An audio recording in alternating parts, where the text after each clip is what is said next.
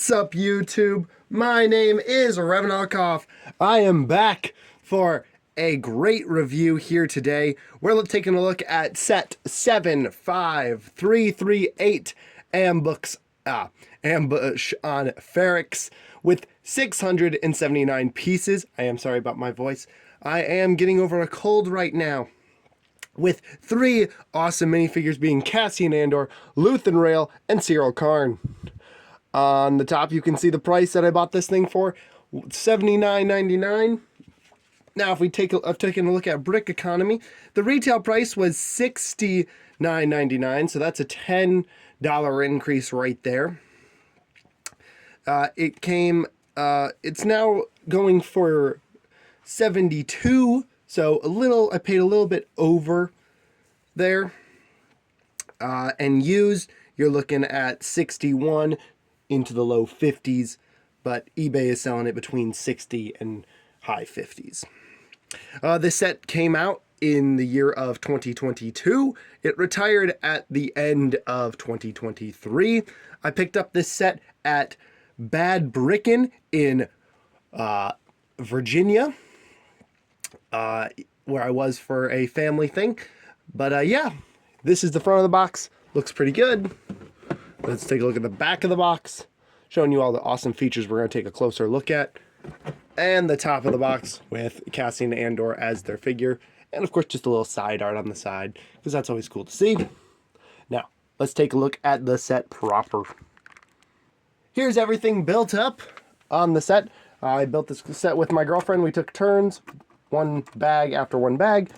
It was a good time, good building process. Didn't take too long. We're going to start with Cassian Andor's speeder, because that one is the one to look at, I guess. I think it's a really neat build to look at. I like the front here, these little, I'm not sure what you'd call them in universe, but I like the shaping there, and this little coil that wraps around here using the whip piece there. This little bottom section, where I believe is where the engine's coming out of, and of course where the figures sit. Interestingly enough, when I got this set, it was sealed in bag, but it did not come with this piece right here, the piece connecting the handlebars to, the jumper tile here. It did not come with this tan piece. Instead, I got 2 extra pieces that I'll show you in the extra section after we look at the builds. You can put their blasters, one there and one on this side. You can fit 2 minifigures as you saw there. Very nice. And yeah, it's just a simple little speeder build, but it adds a lot to the set in my opinion. Now let's take a look at the ship that this set is all about, and that is the corporate sector driving police vehicle. Basically, it's a very neat vehicle in Star Wars. I like this nice loading ramp. You can see here. You can see 4 minifigures comfortably in there, plus the driver. You could maybe fit another one if you remove the accessories in the middle there, but as you can see, the accessories in there are a fire extinguisher and a crate, which in the box it shows it as empty, but I put the extra gun ammo in there. So yeah, I think that was a good use of my thing. All the detail you see are stickers. They're pretty well applied, I think. Oh, and there is one more back one here that is harder to open. But it's kind of weird because it kind of just goes to a blank area, but there is a hidden pistol clipped on the side. You can clip another gun on the side there as well. And then the top here has this nice swiveling turret, and of course it can shoot off 2 tiles here, and there those go. So yeah, pretty neat. The building techniques for the front is a very interesting technique. I've never seen that being done before. The cockpit is thank goodnessly printed. You don't have to worry about putting a sticker on that beast. Well, there goes the whole thing, but it makes it easier to show off the cockpit stickers. As you can see, you have the front ones, little sticker there, little sticker there. Yeah, pretty simple. Now I'm going to show you what this looks like with all the with figures in it. Okay, with all the seats filled with stormtroopers, it looks like this.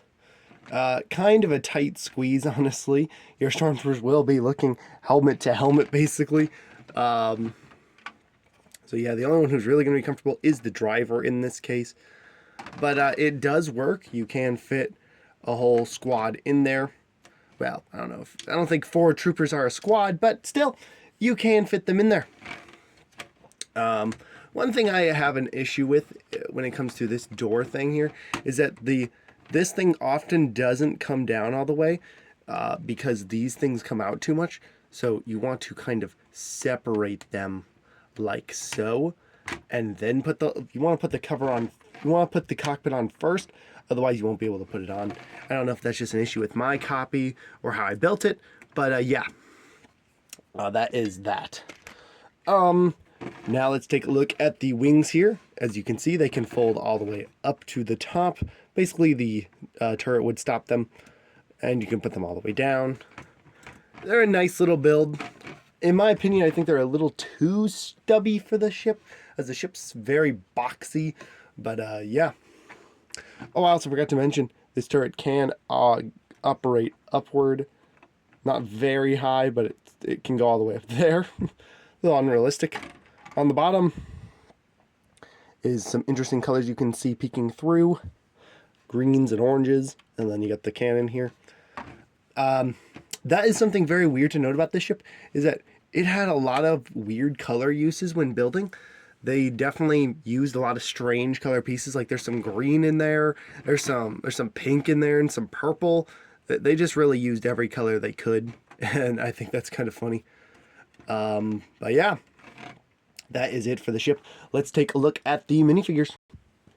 I decided to start with the main character of the show himself, being Cassian Andor. And may I say, he looks fabulous. Now, this is the what I like to call scruffy Andor.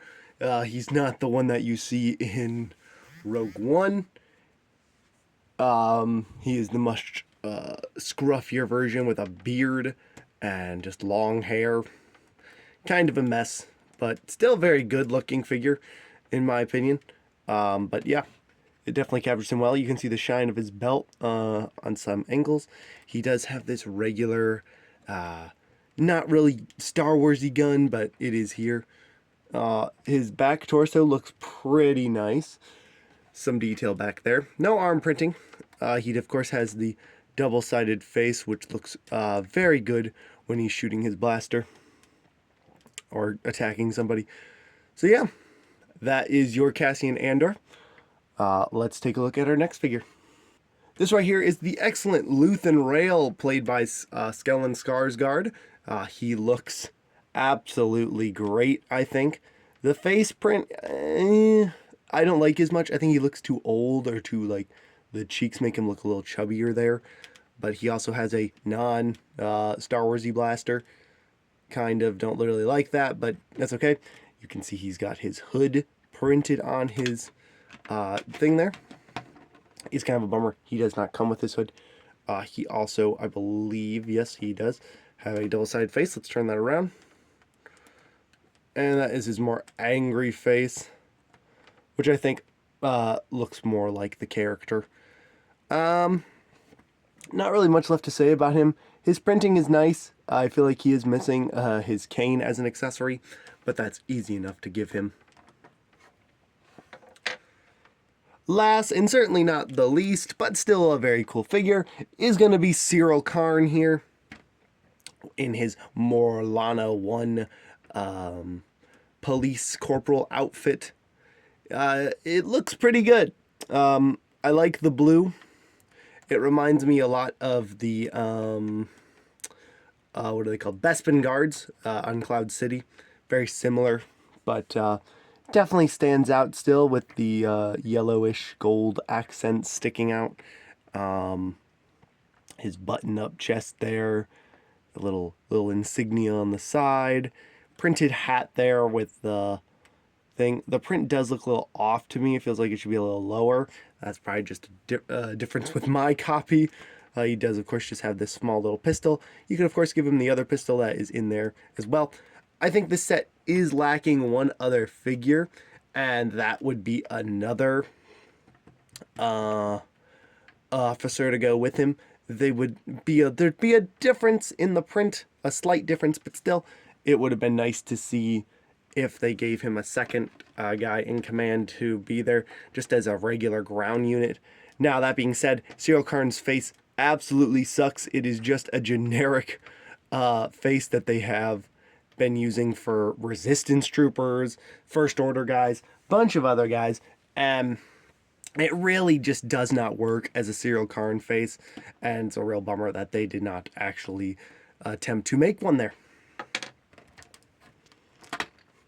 Now we are to the extra pieces. You do get a brick separator in this set because it is a bigger set. As I said, here's some of the interesting stud colors they had. And this is where my set differs from people. I got 2 of these instead of the jumper I needed to connect the handlebars to the speeder. Why did I get these 2? I'm not entirely sure. It, of course, is a rare mistake LEGO makes, and it does happen from time to time.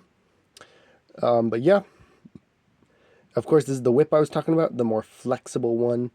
That's how they used it to wrap around that speeder. And of course, we can't forget the sticker sheet. Shows all the abundant of stickers. Sorry, it's bright in the camera out. But there, yeah, a whole bunch of stickers. As you can see, uses 8 stickers in total. To good effect, though. Alrighty, we are back with the final verdict here. I like this set. I do.